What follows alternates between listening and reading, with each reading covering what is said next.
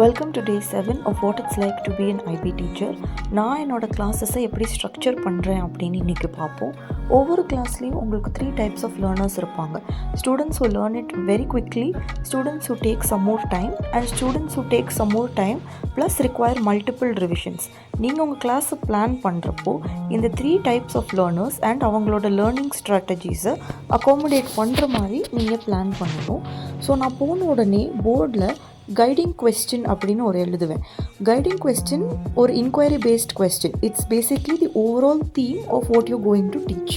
அதுக்கு கீழே ஸ்டூடெண்ட்டோட சக்ஸஸ் பேராமீட்டர்ஸ் எழுதுவேன். That is basically your learning objectives.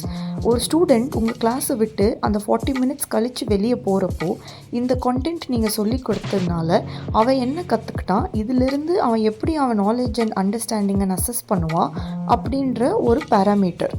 இதுக்கப்புறம் போர்டில் வந்து கான்டென்ட் இருக்கும். This content is the actual content that you prepared and game for.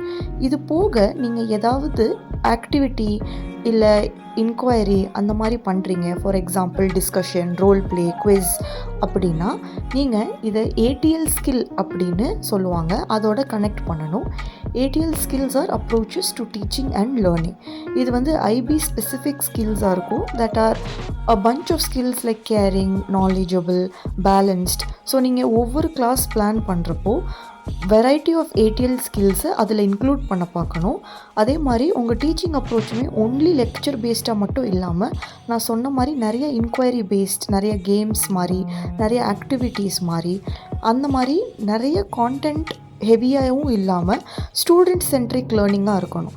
ஸ்டூடெண்ட்டோட learning அவங்க கையில் கொடுக்கணும். And that's also called student centred or students agent for learning. நாளைக்கு பார்க்கலாம்.